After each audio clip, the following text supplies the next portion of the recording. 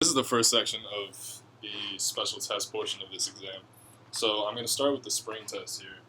So what I'm going to do is I'm going to find the vertebrae that's bothering the patient, and what I'm going to do is I'm going to press down on it.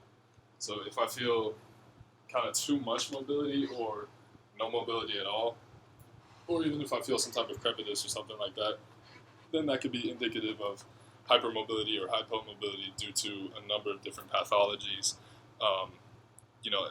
As far as his spinal cord goes, it could be any kind of spondylitic defect or something like that. So moving on, if you could go on your back for me. Okay.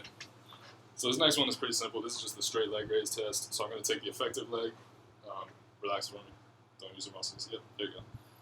So I'm going to dorsiflex his foot just to give a little bit more resistance, and I'm going to bring it up. So a normal straight leg raise should go to about 70 or 80 degrees of flexion. And this is testing for two things. First, if you can't do that, then we want to check if it's either hamstring tightness or a sciatic nerve injury. So a sciatic nerve injury it's basically going to feel very uncomfortable down the entire leg, whereas the hamstrings is going to be more exposed just to that posterior aspect. So for the wall straight leg raise test, it's the same thing, except his left leg is still the affected side, except this time we're going to raise the uninvolved limb and then see if that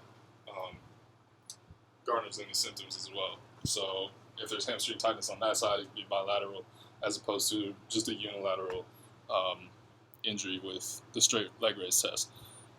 So with the bowstring test, what we're going to do is we're going to come up here, we'll do the same thing, and then we're going to flex his knee up here. So this is kind of just adding on to what a positive straight leg raise test would be. A bowstring test would indicate a sciatic nerve injury. He would feel it as his leg goes into extension, but as I flex his knee, then the pain should go away.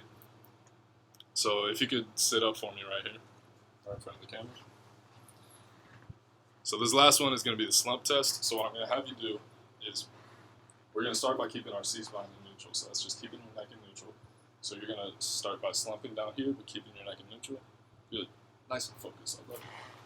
All right, now you're going to bend your C-spine, so bring your chin down to your chest. Good. Okay, now what I'm going to do,